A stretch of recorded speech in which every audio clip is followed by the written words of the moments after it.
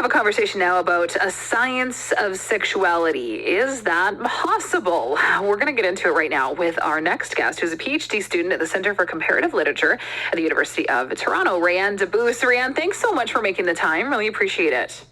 Hello, how are you? Yeah. I'm doing well. I'm glad to have you sort of explain your research and fill in, myself and also our listeners here, because the way that I understand it is that your most recent research sort of tries to make a science out of sexuality, but there's two opposing schools of thought that kind of divide this theory already, or this field of study. So psychoanalysis, and queer theory. I need you, because you'll do a much better job than I will, to explain each of those.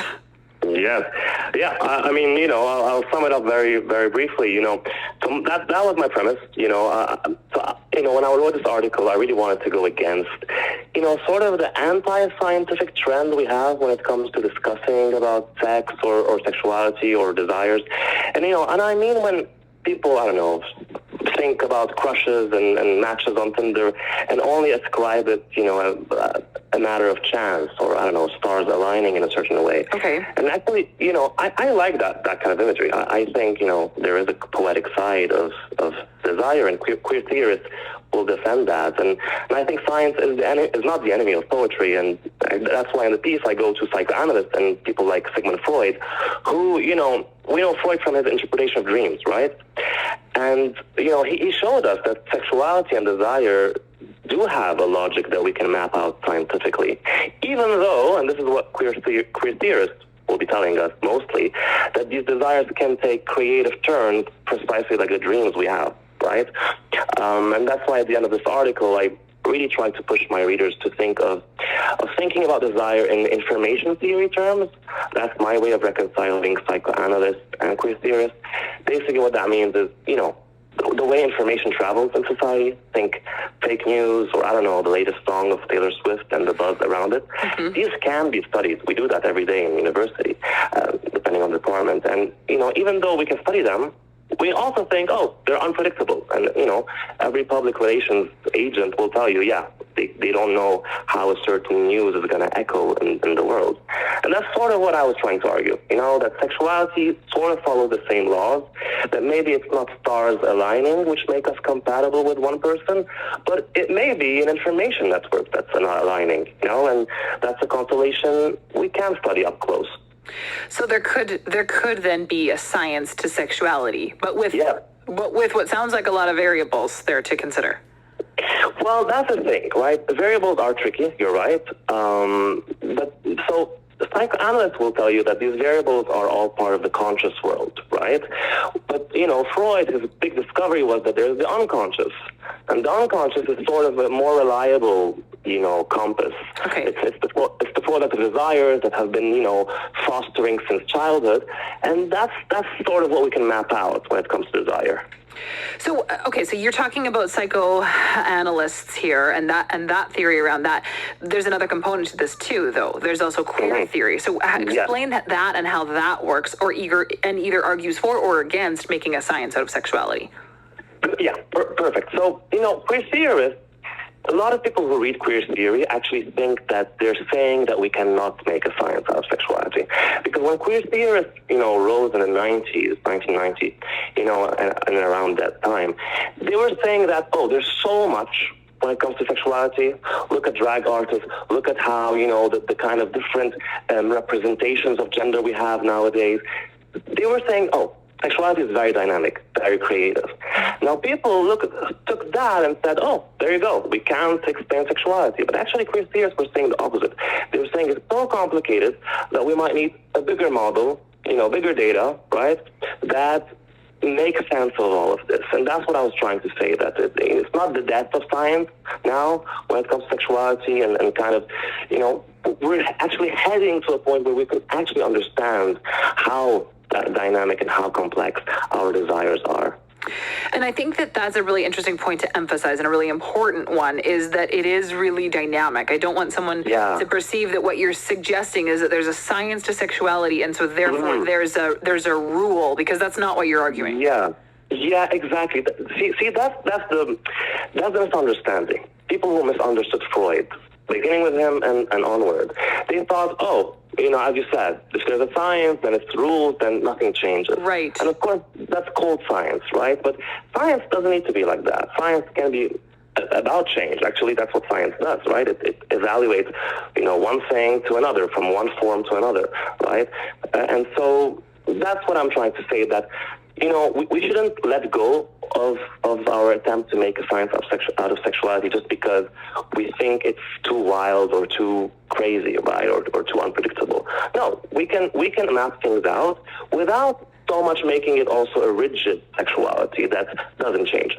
Just before he was hanged, a prospector accused of murder sets a curse on anyone looking for his hidden gold. I'm Crew Williams, the host of Dead Man's Curse. Join me as we journey into this 150-year-old mystery to sort fact from fiction and maybe find a little gold along the way.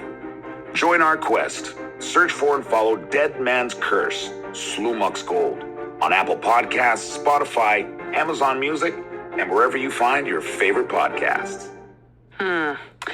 You talk a little bit about this article, and you've referenced the article. It's in theconversation.com if you want to check it out, about the information theory of desire. Can you expand on that a little bit?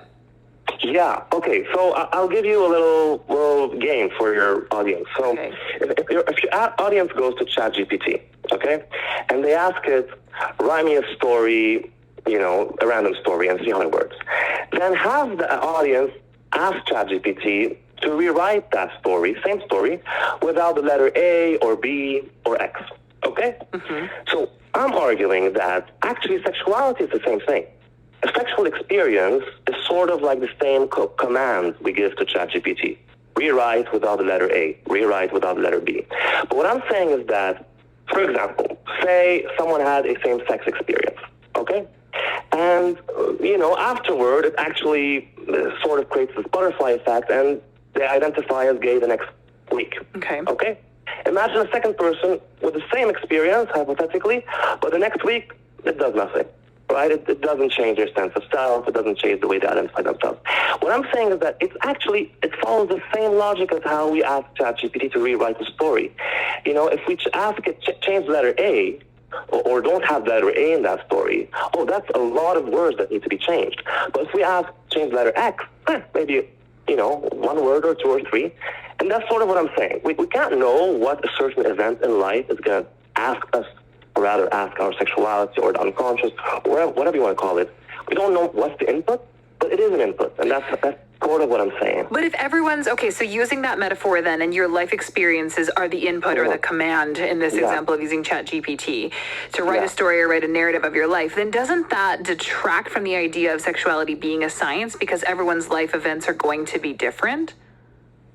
This is a great question. So, actually, we will have differences, right? It's going to depend. Each person will have a different kind of output, right? Because of their own experiences. That's true. But of course, now psychoanalysts, that's what they will say. We can look at trends. We can look at they will call it pathology, right? And of course, that has a negative side to it. But they're saying, if sometimes people are experiencing this thing, they might end up experiencing this other thing, right? But the thing about psychoanalysis is that it's about the past. Freud never told someone, this is what you should do tomorrow. Psychoanalysis is about description, not prescription. So, it's more a history.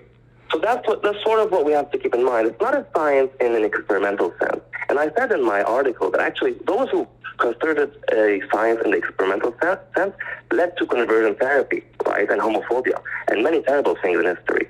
But that's why we need to think of it as a historical science.